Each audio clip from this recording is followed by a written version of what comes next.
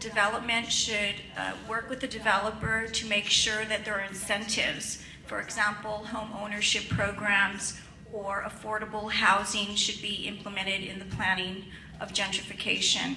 Also, a look at small businesses. We need to protect the small businesses that are viable in our communities. So in regards to gentrification, there needs to be community participation, engagement, and also input as it pertains to the planning of our community, whether it's small businesses, environment, infrastructure, small businesses, home ownership, or renters. We all are a family, and we need to start thinking like that. Thank you. Thank you, Mark.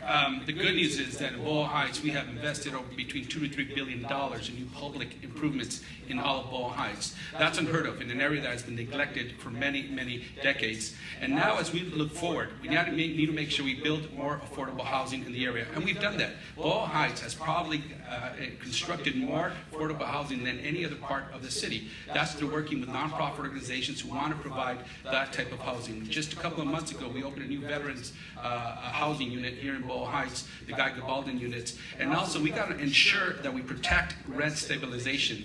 Over 70% of the people who live in Boyle Heights are renters. A majority of them are under rent stabilization. It's constantly under attack to propose changes at the City Council. I've been a defender of rent stabilization. That's going to stabilize our communities like Boyle Heights.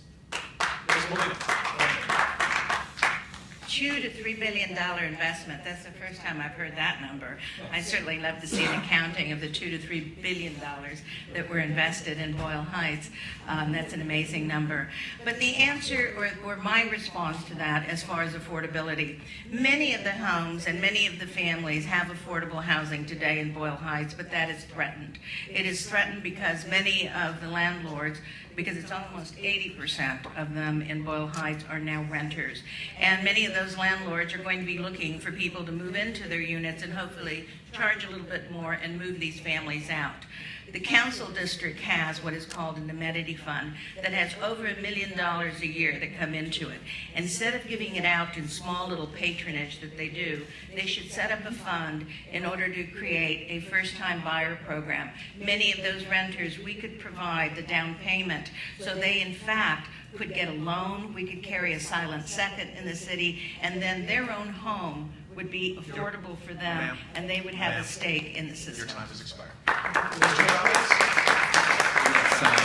I ran out of time earlier, so I'm going to touch on a couple of statistics. So over the last 7 years, we've seen our Affordable Housing Trust Fund decline 76%.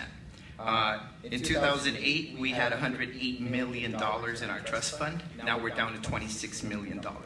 So one of the challenges we have is that we're in the largest housing crisis since the Great Depression, and we don't have the revenue or the money to actually incentivize private developers to build affordable housing.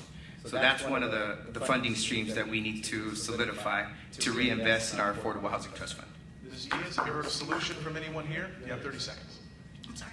Ms. Diaz, you have 30 seconds. Oh, okay. To rebut or respond. To amplify. I'm fine, thank you. Okay. Mr. Huizar, you have 30 seconds. Sure, thank you. We, Los Angeles, are beginning to be called the most expensive city to live in the United States.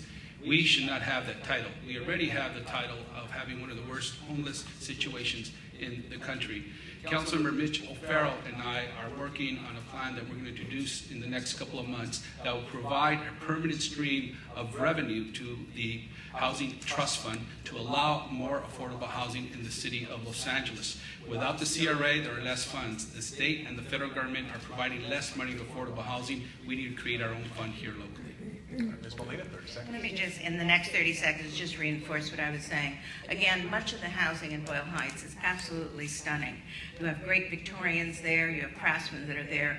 All of it could restore it. It could be a beautiful community. And instead of new neighbors coming into Boyle Heights, it would be wonderful to have many of the families that live there today be able to enjoy and live and own their own home.